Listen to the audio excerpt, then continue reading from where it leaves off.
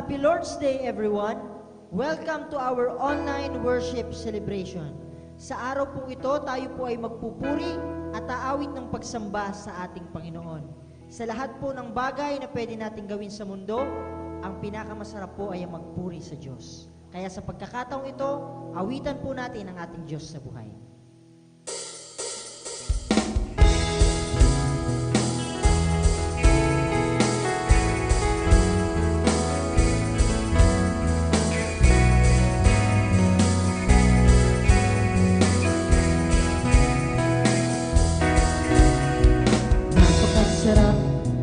Napakasarap sa presensya mo. Di ko pagpapanig sa kayamanan o kanino pa man. Ang ganito at galang, sigla at siya pagkasama ka. Puso at kaluluwa mag-aalay ng papuri sa iyo. Sa muli, napakasarap! Napakasarap sa presensya mo. Di ko pagpapalit sa kayamanan o kanino pa man. Hanggang tuwag ka lang, sigla siya pagkasama ka. Puso at kaluluwa mag-aalay ng papuri sa iyo.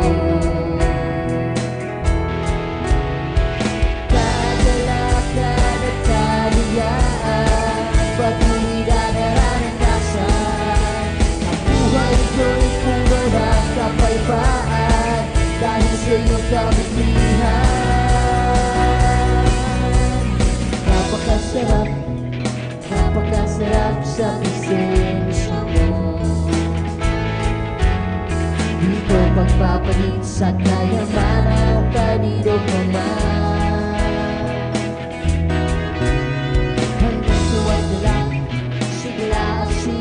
Pagkasama ka, puso at kaluluwa mag-aalay ng papuri sa iyo.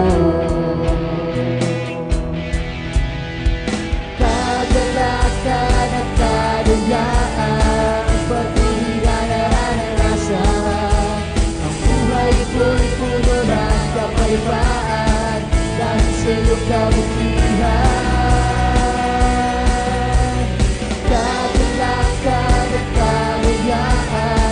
Patuloy na naranasan ang buhay ko'y puno ng kapayapaan dahil sa iyong kabutihan. Napakasarap, napakasarap sa presensya mo. Di ko magpapalit sa kayamanan o kanino pa man. Hanggang tuwag ka lang, sigla at siya pagkasama ka. Puso at kaluluwa mag-aalay ng papuri sa iyo. Puso at kaluluwa mag-aalay ng papuri sa iyo. Puso at kaluluwa mag-aalay ng papuri sa iyo. Patuloy po natin purihin ang ating Panginoon. Hallelujah!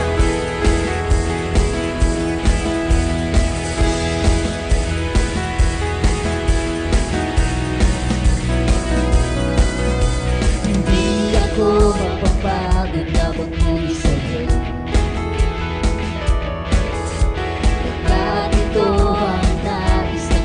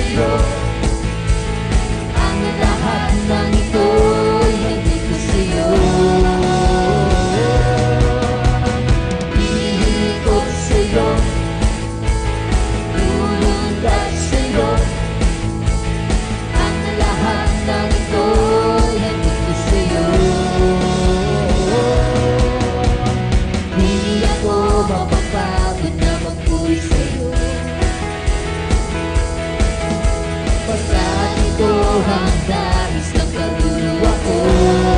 Di magsasawa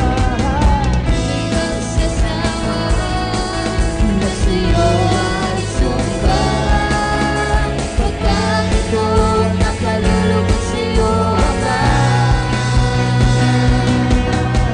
Sasayaw sa'yo, aawit sa'yo. Ang lahat ng ito ay hindi ko sa'yo. Iikot sa'yo, tulundag sa'yo. Ang lahat ng ito ay hindi ko sa'yo. Sasayaw sa'yo, aawit sa'yo. Ang lahat ng ito ay hindi ko sa'yo.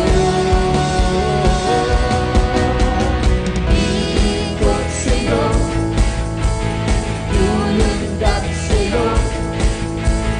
Ang lahat ng ito ay hindi ko sa'yo.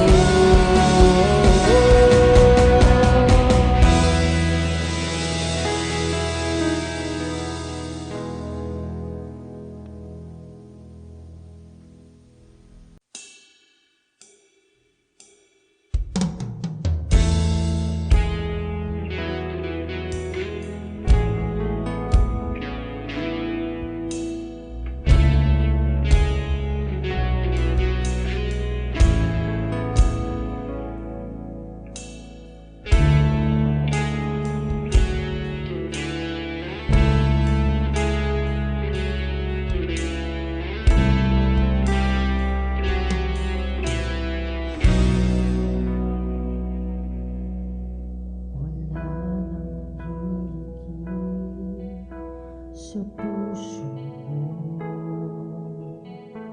wala pa mga hinibig mo.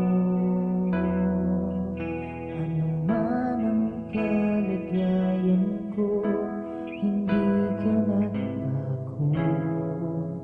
Kamangha-manghang kabutihan mo. Ang sa'yo'y pinapawa, hiling mo. Hindi mo ko ilang na iba sa'yo. Nagpumapaw sa gala itong damdamin ko. Kapuri-puri ka Panginoon. Katapatan mo'y hindi nagbabago sa lahat ng panahon at pagkakataon. Pag-ibig mo'y dakila sa isang katulad ko. Ang puso ko'y umaawit, nilalahad ang kabutihan mo.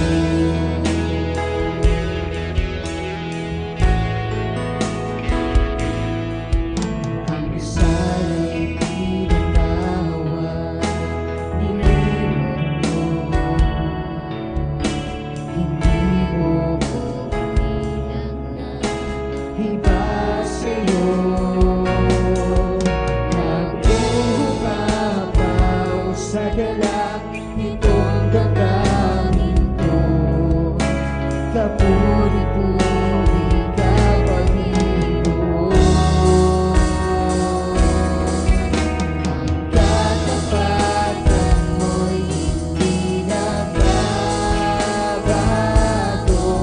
sa lahat ng panahon at pagkakataon. Pag-ibig mo'y dakila sa isang katulad ko.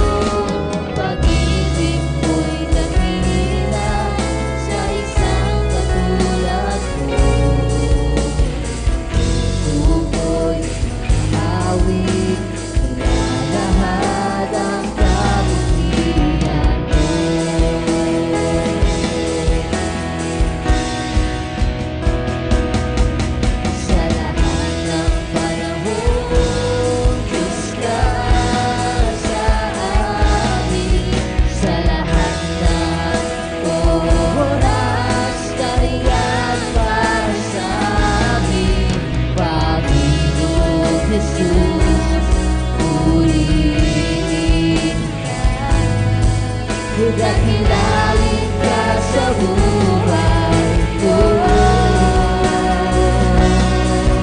Di nagbabago, Diyos ka sa amin. Tanging sandigan, nariyan para sa amin.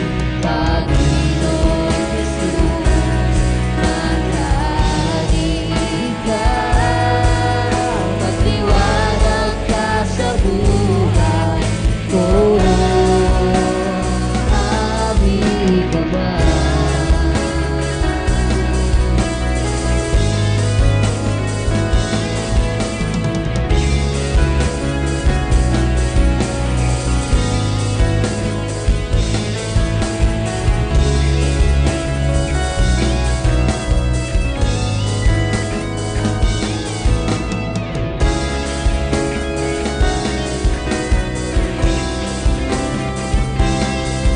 Sa lahat ng panahon, Diyos ka sa amin.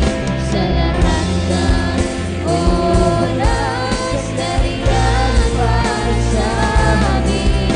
Panginoong Jesus, purihin ka.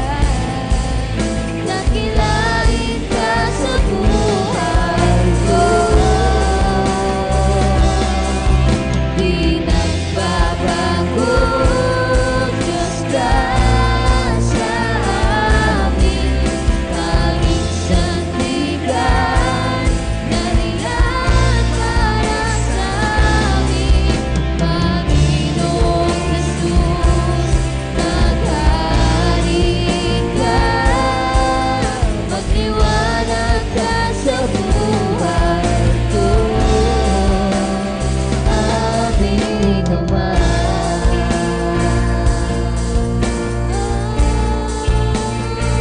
Aking Ama, nararapat ka. Aking Ama, dakilain ka, o aking Ama. Pinupuri ka,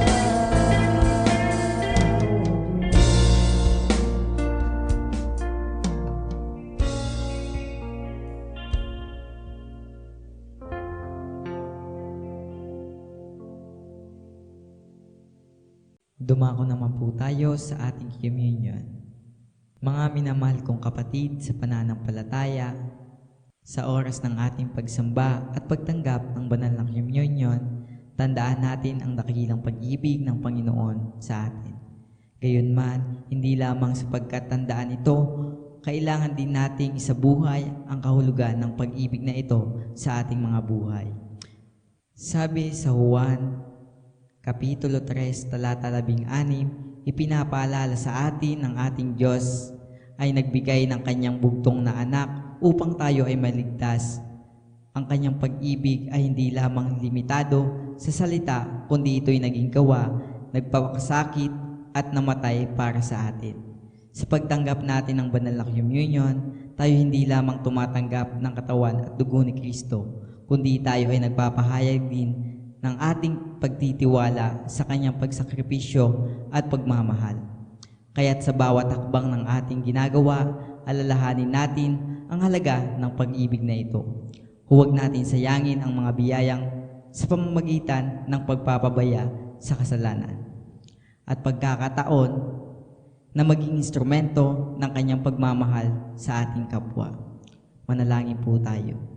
Panginoon, sa pagtanggap namin ng banal na communion, aalalahanin namin ang pag-ibig ni Jesus. Gabayan po kami sa pagpapakita ng pagmamahal at paglilingkod sa isa't isa. Amen. Kainin po natin ang tinapay at inumin ang laman ng saro.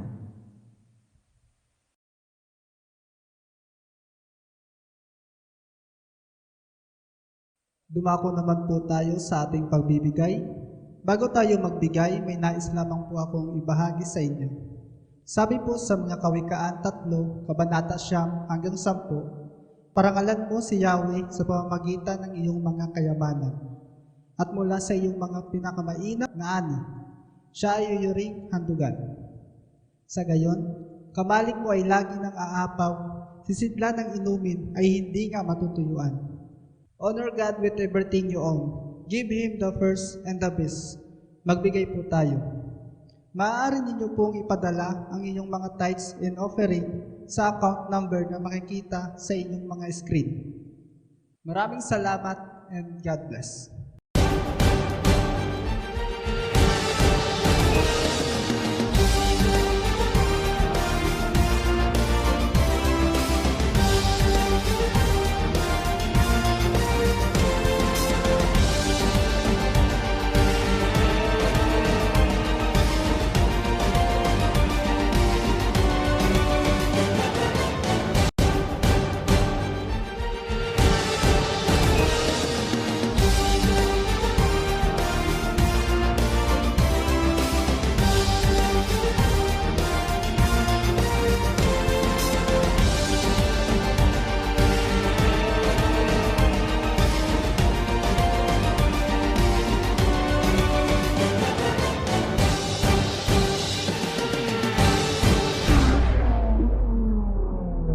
Happy Lord's Day po sa ating lahat. Pagpalain po tayo ng Panginoon sa araw na ito. At nawa kayo po ay patuloy na mapalakas at ma-inspire ng salita ng Panginoon na ating pag-aaralan sa araw na ito. Thank you for joining our online worship celebration and our on-site worship celebration. Let us grow together in serving the Lord at enjoy po natin ang word ng ating Panginoon. My topic today is entitled, How Can I Help My Church? How can I help my church? I would like to share this topic from this foundation verse found in 1 Peter 5 verse 1 to 4. Ito pong sabi po ng Biblia sa 1 Peter 5 verse 1 to 4. To the elders among you, I appeal as fellow elder and a witness of Christ's sufferings, who also will share in the glory to be revealed. Be shepherd of God's flock that is under your care, watching over them, not because you must, but because you are willing, as God wants you to be. Not pursuing dishonest gain, but eager to serve, not lording it over those entrusted to you, but being examples to the flock. And when the shepherd appears, you will receive the crown of glory that will never fade away. Purihin ang Panginoon sa mga salitang ito. A Christian who is not serving is called a contradiction. Ang Kristiyanong hindi nagpapagamit o ayaw magpagamit sa Diyos ay sumasalungat sa kalooban ng Panginoon. You are called to be an asset, not a liability. You are called to be a blessing, not a burden. You are called to be a solution and not a problem. You are called to be a help, not a critic. You and I have been redeemed for a reason. Tinubos tayo ng Panginoong Diyos dahil merong dahilan. May layunin ng Panginoon sa pagkakatubos sa iyo at sa akin. Hindi ka tinawag ng Panginoon na wala lang. Hindi siya nagpakasakit ng sobrang pagdurusa at humarap ng katakot-takot na parusa doon sa krus para lang maupo tayo sa church tuwing linggo at wala tayong ginagawa. We have been saved to serve. Iniligtas ka ng Panginoon upang ikaw ay maglingkod. May ipinapagawa si Lord. May assignment ka, kapatid. May mission ka. Bawat isa sa atin ay may pinagagawa ang ating Panginoon. Anong ating misyon? Ang tulungan ng ating kapwa na makakilala kay Kristo at tulungan ng ating kapwa na sila ay lumago sa paglilingkod kay Kristo. To help someone to know Jesus and to help someone to grow in Jesus. You and I have been mobilized for ministry. Every member must be a minister, servant o tagapaglingkod. May pinaglilingkuran. Dapat meron kang personal ministry na ginagawa para kay Lord. Lahat tayo dapat meron tayong personal ministry to our God. Huwag lang puro hanap buhay. Huwag lang puro pagkita ng pera ang inaatupag. Dapat meron kang personal ministry na ginagawa para sa ating Panginoong Diyos. What is your personal ministry to God? Kaya ka nga binigyan ng Diyos ng visible church para doon mo i-express ang pagmamahal mo sa pamamagitan ng pagsiserve mo, ng paglilingkod mo. Sa mga talento at husay na meron ka, sa mga regalong tinanggap mo, sa mga biyayang ipinagkatiwala ng Diyos sa iyo, dapat ito'y ginagamit mo pabalik sa Kanya. Hindi mo ipinagkakait ang mga bagay na ipinagkaloob ng Panginoong Diyos. Ito ay dapat mong ipinapagamit sa ating Panginoon. Gamitin mo kung anong meron ka at ipaglingkod mo sa Kanya. Diri kita maging maisip, diri maging madamot sa Panginoong Diyos. That is why a Christian who is not serving in some way through the church is a contradiction. Because to be a follower of Christ means you are a servant of Christ. Today, from this passage in the book of 1 Peter, we want to take this passage and apply it to a larger theme of servanthood and answer the question, how can I help my church? Paano ko matutulungan ang aking simbahan? This is a message about serving. Sabi ng 1 Peter 5 verse 1 to 4, sa matatandang namumuno sa inyo, nananawagan ako bilang isa ring matandang pinuno ng iglesia na tulad ninyo. Bilang saksi sa mga paghihirap ni Kristo at sapagkat makabahagi ako sa karangalang malapit ng ipahayag, pangalagaan ninyo ang kawan ng Diyos na ipinagkatiwala sa inyo.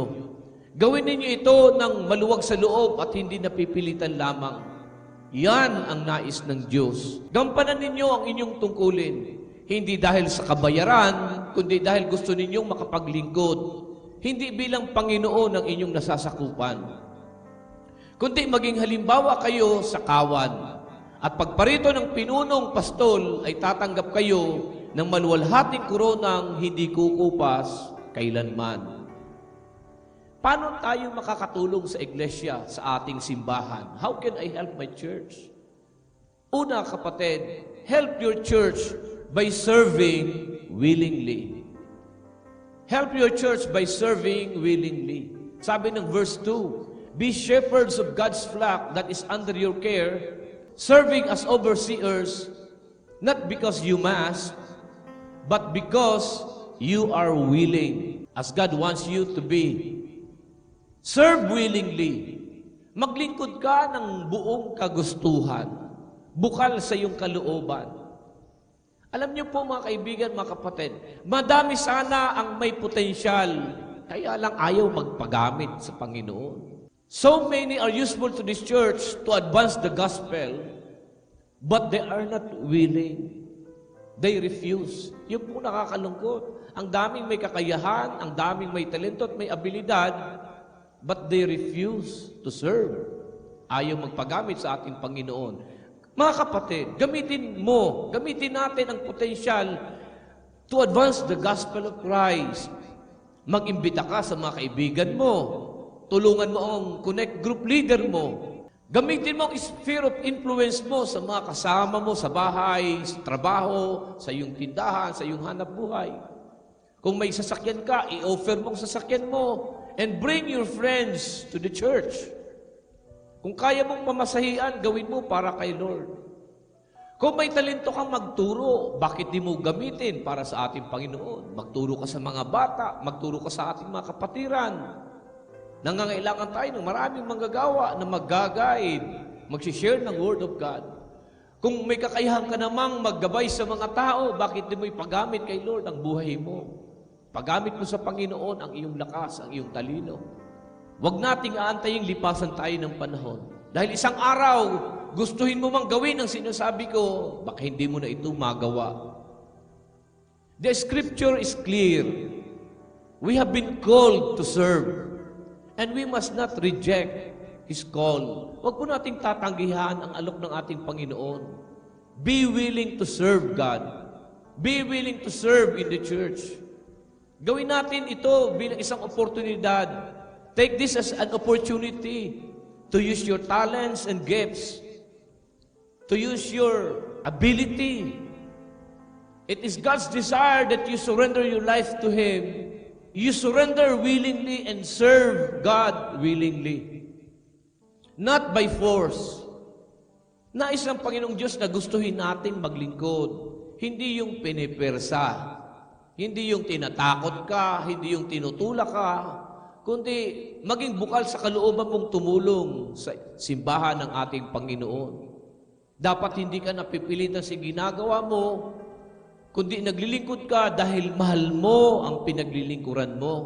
Mahal mong Panginoon, mahal mong iyong kapwa, mahal mong simbahan, at mahal mo ang pinagagawa sa iyo.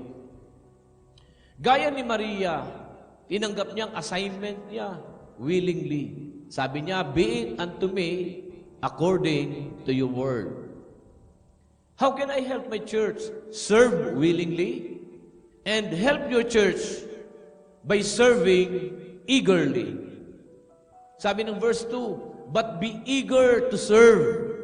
Be eager to serve. May gigil. Dapat excited ka. Dapat enthusiastic ka. Dapat masigla ka.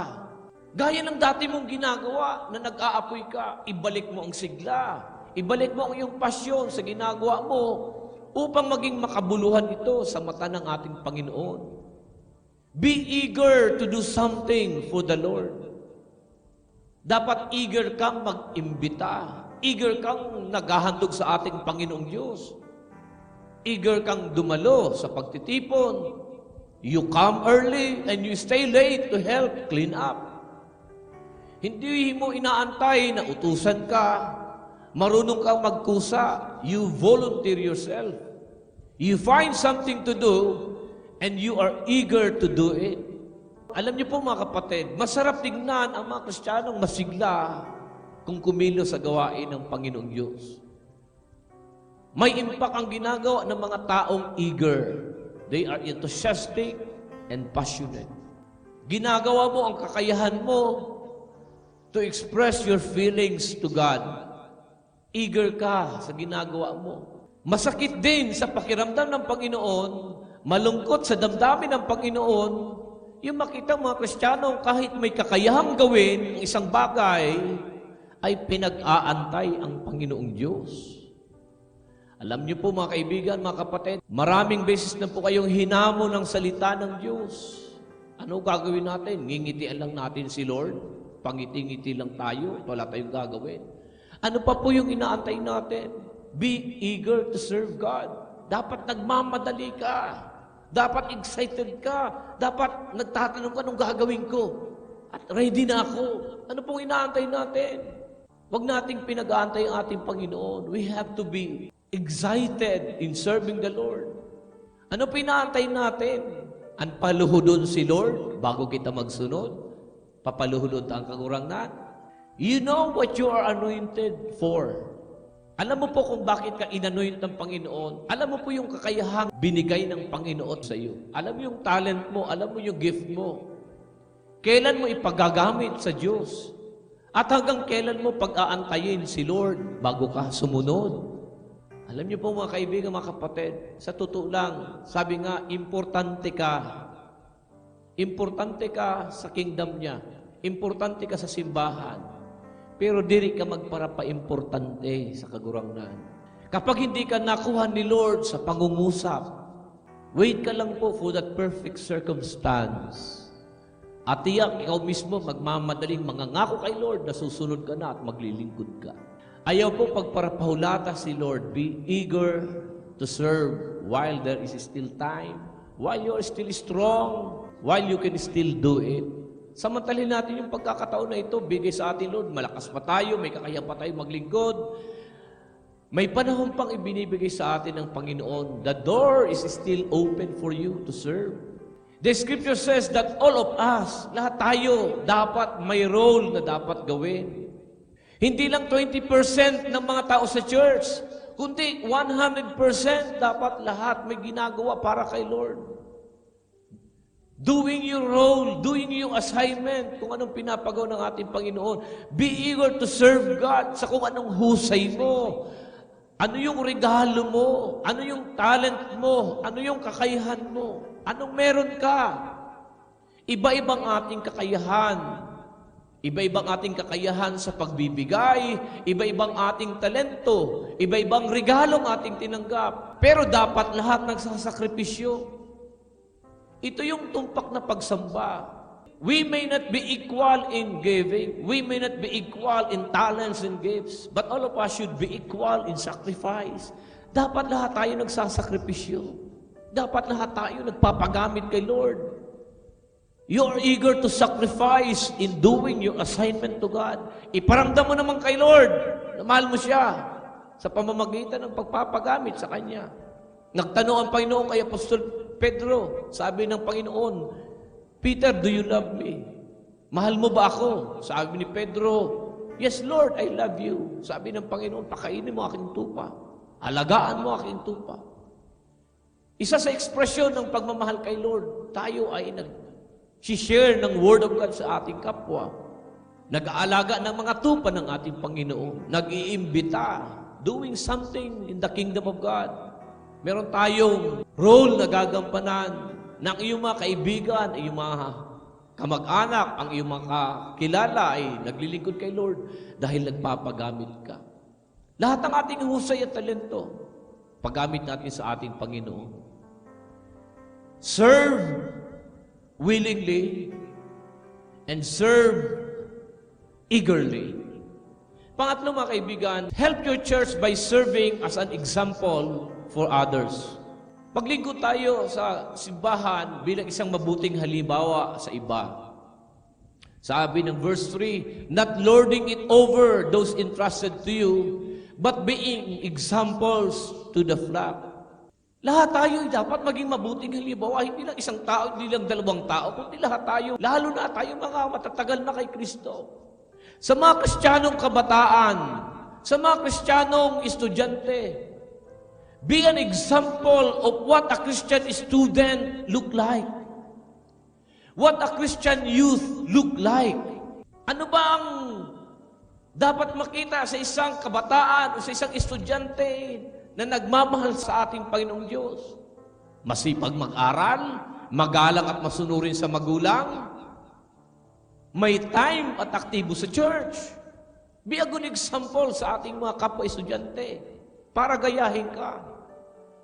Sa mga kapatirang negosyante, mga may hanap buhay, may mga trabaho ng mga kapatiran, be a good example of what a Christian businessman look like.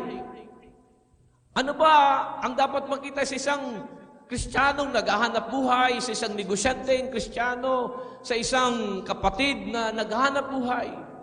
Focus sa negosyo, tama ang timbangan, tama ang pagpasok, tama ang trabaho, patas ang paghahanap buhay, busy sa hanap buhay, pero mas malaki pa din si God. Faithful tither at may quality time pa din sa pagsamba. Dapat maging mabuting halimbawa tayo sa ating kapwa. Everybody must serve as an example. We are not preaching one thing and then doing another thing. If I'm going to be an example, then my walk will match my talk. And my talk will match my walk. Sa mga on fire kay Lord, sinasabi nyo, huwag padadaig sa mga pagsubok. Sigad pa din dapat ang priority at laging inuuna kahit anuman ang mangyari. Mga kaibigan, mga kapatid, patunayan at pangatawanan natin pong sinasabi natin yan sa panahong meron tayong pinagdadaanan. In Titus 2:7, in everything, set them an example by doing what is good. In your teaching, show integrity, seriousness. If I am going to be an example for others, then I need to truly be a person of integrity. Integrity means you are the same person when no one is looking. Do not claim to be a good Christian on Sunday, tapos sa labas ng church, walang liwanag at kabulustugan lang ang ating mga ginagawa. Be a person of integrity, not a genuine hypocrite. Kung ano ka at kung sino ka bilang mabuti at matinong Kristiyano kapag araw ng linggo, be the same person the rest of the week. If I am going to help my church, I need to serve as an example for others. Tayong lahat mga kapatid, meron tayong pananagutan. Lalo't na tayong mga matatagalang naglilingkod sa ating Panginoon. Maging mabuting halimbawa po tayo sa ating kapwa upang tayo pamarisan. Sa mga kasama ko po dito, matatagal nang naglilingkod kay Lord. Be a good example. Mga kabataang lalaki, mga kabataang babae, mga nag-aaral, mga estudyante. Lalo kayong matatagal na. Hamunin natin ang mga kasama natin mga estudyante na makita nila na kahit maraming gawain sa school, aktibo ka pa rin nagpapagamit kay Lord sa church. Sa mga tatay at nanay naghahanap buhay, kahit madaming abalahin sa buhay, pero si Lord pa rin ang napakalaking Diyos na pinaglilingkuran. Lagi tayong may time, lagi tayong may oras para sa ating pagsamba at paglilingkod sa Kanya. Pang-apat, how can I help my church? Helping your church will ensure a heavenly reward. It ensures a heavenly reward. In verse 4, and when the chief shepherd appears, you will receive the crown of glory that will never fade away. Ang pagtulong natin sa ating kapwa, ang pagbabahagi ng ebanghelyo, ang pagsasakripisyo na ating ginagawa, ang ating mga paghahandog, ang ating mga effort ng pagpapagamit sa Diyos, na minsan kahit inaaway tayo ng iba, minsan inaaway tayo at pinipersecute tayo ng ating mahal sa buhay, pero di tayo humihinto, tinutuloy natin ang laban. Ang pagsiserve natin, na minsan nasasaktan tayo ng ating kapwa, pero patuloy pa din tayo sa pinapagawa ng Panginoong Diyos sa atin. Using our time, using our talents, our treasures, our gifts to serve God. Tandaan natin ito kapatid. Ginagawa natin lahat ito dahil sa ating Panginoong Hesukristo. This is why we do all those things for the approval of Jesus. Every single one of us, when we meet Jesus, we want Him to say, well done, you have done everything I equipped you to do. You used every talent I gave you, every ability I allowed you to have or learn, every opportunity I set before you to serve. You took it. Well done. Mabuti at tapat na alipin. Naglingkod ka sa akin ng buong husay at buong katapatan. Ginamit mo ang mga regalo at talentong ibinigay ko sa iyo. Hindi mo ipinagkait ang mga biyayang ipinagkatiwala ko sa iyo. Hindi mo ipinagwalang bahalang assignment na ibinigay ko sa iyo. Hindi mo ipinagdamot ang oras mo, ang lakas na ipinagkaloob ko sa iyo. Well done, good and faithful servant. Paul reminds us in Ephesians 6:8, because you know that the Lord will reward everyone for whatever good he does, whether slave or free. Sapagkat alam natin ang Panginoon ang nagbibigay ng gantimpala sa mga mabubuting bagay na ating ginagawa. Ang pagtulong mo sa church ay hindi babaliwalain ng ating Panginoon. Ang iyong pagtulong sa gawain ng Panginoong Diyos, hindi ito kaliligtaan ng ating Panginoon. Helping your church by serving in whatever way He has equipped you, it will never be disregarded by the Lord. Sa mga maliliit at malalaki nating ginagawa, ang Diyos ay merong nakalaang gantimpala.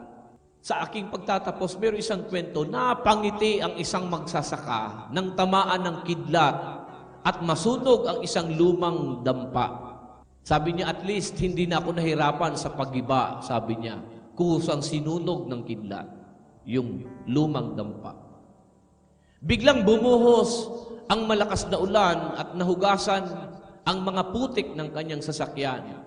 Sabi niya, salamat, hindi na ako nahirapang maglinis ng aking sasakyan. Yung buhos ng ulan ang siyang naglinis ng sasakyan. Nang tanungin siya kung ano pa ang kanyang ginagawa, sabi niya, inaantay kong lumindol ng malakas para yugyugin at mahulog ang mga hinog na bunga ng aking pananim. Mga kaibigan, if we want to become servants, we can't just wait for something to happen. Jesus said, we are blessed when we do something. Mapalad tayo kapag tayo ay naglilingkod at nagsasakripisyo. Hindi natin kailangan mag-antay na may mangyari. Saka tayo maglilingkod, saka tayo susunod. Bakit kailangan pa natin antay na mayroong mangyari bago tayo mag-commit? Merong 4 na action na dapat natin gawin, kapatid. 4 na hakbang sa ating paglilingkod. Serve whenever you can. Serve God whenever you can. Serve wherever you can. Serve whoever is in need. Kung merong nangangailangan ng iyong serbisyo, ng iyong tulong, serve whoever is in need. And be willing to do whatever it takes. Be willing. Live our lives as obedient and humble servants. Do not be a contradiction. Huwag kang sumalungat. Maybe you have a specific talent or gift or ability you want to use in service to the Lord. Kung ano man yung abilidad mo o kakayahan mo, huwag mong ipagkakait. Huwag mong ipagdadamot sa Diyos. Use it for the glory of God and use it to help the church. Kung hindi ka ngayon maglilingkod, kailan? Kung hindi ka ang gagamitin ng Diyos, sino? Isaiah 6:8, sabi ng Panginoon, sinong aming susuguin, sinong aming ipadadala? Naghahanap ang Diyos ng mga taong magpapagamit sa Kanya. At alam mong, ikaw yun, kapatid. Ikaw ay isa doon. Ayaw pagparapahulata ang Diyos bago niya tuluyang sarhan ang pinto sa iyo. Take the opportunity to serve God. Magmadali ka, kapatid. Saro ka sa maging dahilan sa tagumpay ng kanyang simbahan. Saro ka sa maging dahilan sa pagsarig sa simbahan, sa pagdamo sa kapatiran. Saro ka sa maging dahilan sa tagumpay ng gawain ng Panginoon, sa paglawak at pagtatag ng kanyang simbahan. Be a blessing. Serve God and serve the church. Sa lahat ng meron ka na ipinagkatiwala ng ating Panginoon, gamitin natin to para sa kaluwalhatian at kapurihan ng ating Panginoong Diyos. Pagpalain po tayo ng Panginoon, palapakan natin ng malakas si Lord. Magsitayo po tayo, itaas ang ating mga kamay. At ako'y nagdideklara, ang kapayapaan ng Panginoon sa ating lahat, ang panatag na puso, ang matiwasay na pag-iisip, ang masayang kalooban at malakas na pangangatawan, ang pinagpalang buhay at kabuhayan dumaloy sa iyo at sa iyong sambahayan. Pakaingatan ka ng Diyos sa isang buong linggong darating at ang kapayapaan niya maghari sa atin. Tanggapin natin lahat ito sa pangalan ng Ama, ng Anak at ng Espiritu Santo. Lahat ay magsabi ng Amen. Happy Lord's Day. Happy Lord's Day. God bless you.